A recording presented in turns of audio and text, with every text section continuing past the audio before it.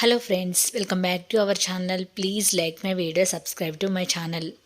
బంతి పువ్వులు ఎక్కువగా పూయాలంటే ఏం చేయాలనేది ఈ వీడియోలో తెలియజేస్తాను. తప్పకుండా వీడియో మొత్తం చూడండి, స్కిప్ చేయకండి. ఈ బంతి పువ్వులు వచ్చేసి ఈ సీడ్స్ అయితే ఎప్పుడు వేసినా ఫ్లవర్స్ అయితే వస్తాయి. కొన్ని సీడ్స్ ఉంటాయి, ఈ ఇయర్ వచ్చాయనుకో నెక్స్ట్ ఇయర్ రావు. ఇదైతే అలా కాదు. నాకు ఈ బంతి మొక్కలతోని మంచి అటాచ్మెంట్ ఉంది. చిన్నప్పటి నుంచి బంతి పువ్వులు పెంచడం అంటే నాకు చాలా ఇష్టం. మా ఇంట్లో కూడా ఎన్నో బంతి మొక్కలు వేసేదాన్ని. ఈ ఫ్లవర్స్ అంటే కూడా ఏదో అదొక అటాచ్మెంట్ అనేది ఉన్నది. ఈ రోజెస్ వీటికంటే కూడా ఎక్కువగా బంతి మొక్కలు, మ్యారీగోల్డ్ ఎక్కువగా పెంచేవాళ్ళం మా ఇంట్లో, చామంతులు ఇలాంటివి. ఇప్పుడైతే ఇవి మొగ్గ దశలో ఉన్నవి. ఇవి లైట్ ఇప్పుడు ముందు చూపించాను కదా ఫ్లవర్, అదే కలర్ ఉంటాయి. ఇంకా జస్ట్ బ్లూమ్ అయితే అవి లాస్ట్ ఇయర్ పూసినవి. ఇక్కడ అలాగే మొత్తం గోరింట పువ్వులు కూడా వస్తున్నాయి. ఈ బంతి పూలు అయితే చాలా, అసలు పేస్ట్ అటాక్స్ కూడా ఉండవు. బంతి మొక్కలు మన గార్డెన్లో ఎల్లో కలర్ బంతి ఏదైనా ఉన్నాయనుకో పెస్ట్ కంట్రోల్లో కూడా ఉంటుంది. అందుకని చెప్పేసి అక్కడక్కడ మన తోటలలో కూడా బంతి మొక్కలు వేస్తూ ఉంటారు. అలాగే చామంతులు కూడా ఇంక ఈ సీజన్లో విరగబూస్తున్నాయి. మిర్చి తోటలు వేస్తారు కదా ఊళ్ళ సైడు, అక్కడక్కడ బంతి మొక్కలు కంపల్సరీ వేస్తారు. ఎందుకంటే పెస్ట్ కంట్రోల్ చాలా వరకు ఉంటుంది. బంతి మొక్కలు పెస్ట్ని కంట్రోల్ చేయగలుగుతాయి.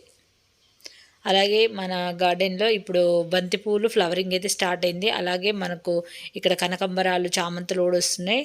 ఇంకా వీటికి బంతి పూలు ఎక్కువగా పూయాలంటే వాటికి బాగా ఇవ్వవలసిన పోషకాలు ఏంటంటే, మొక్కని ఏం చేయాలంటే ముందైతే కేర్ అంటే ఏంటంటే బంతి మొక్క ఒక్కటే పెట్టండి. దాని మొదల్లో 2-3 పెట్టారంటే దానికి పోషకాలు సరిపోక ఎక్కువగా పువ్వులు పూయవు.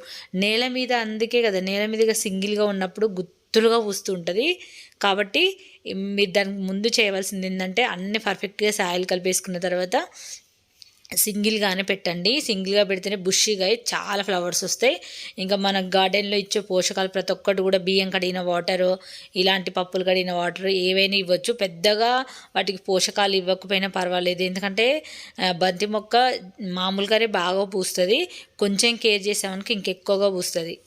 అలాగే టమాటాలు, ఇప్పుడు చామంతులు ఇవన్నీ చూసారు కదా, కొన్ని హార్వెస్ట్లు కూడా చేశాను. దొండకాయ, ఇక్కడ వచ్చేసి కాకరకాయ, టమాటాలు, కొన్ని చిక్కుడుకాయలు కూడా మొత్తం హార్వెస్ట్ చేశాను ఈరోజైతే.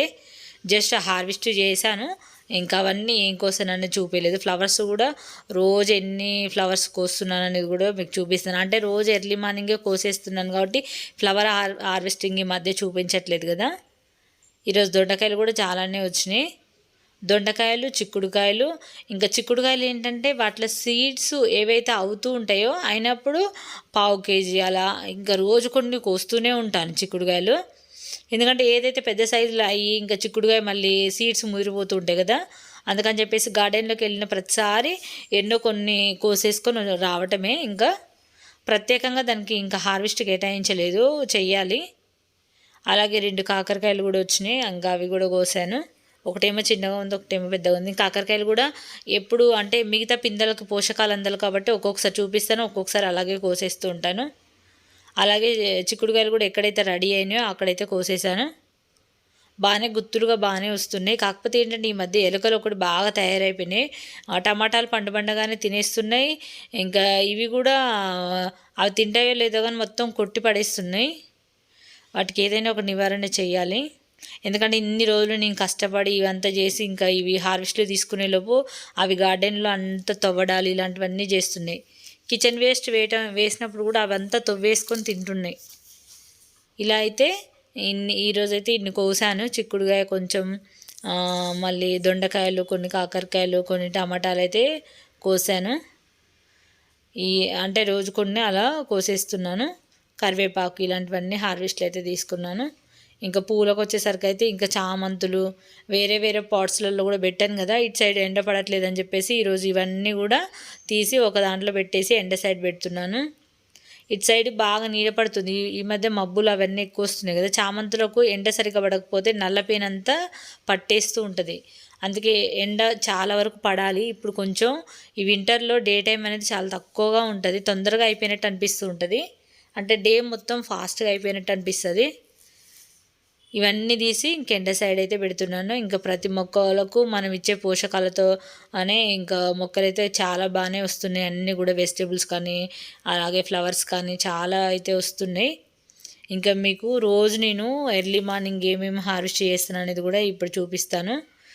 చూడండి ఇక్కడైతే ఎంత బాగా పూసినాయో ఇవి శంకు ఫ్లవర్స్, చాలా బాగా అనిపించింది. అయితే ఇవి నైట్ పొద్దున్నే కనపడక నేను వదిలేసాను. ఒక్కొక్కసారి నాకు అసలు ఇవి కనిపించక నైట్ పొద్దున్నే హార్వెస్ట్ చేస్తున్నాను కదా, అప్పుడు వదిలేసాను. ఇక్కడ చూడొచ్చు దేవగన్నేరు, గోరింట, కనకంబరాలు, అలాగే మందార, చామంతి, ఇంక ఇవన్నీ హార్వెస్ట్ చేశాను. చాలా కలర్ఫుల్గా ఉన్నది ఈ బౌల్ అయితే. చూసారు కదా ఫ్రెండ్స్, ఈ వీడియో నచ్చితే లైక్ చేయండి, ఛానల్ని సబ్స్క్రైబ్ చేసుకోండి. Thanks for watching.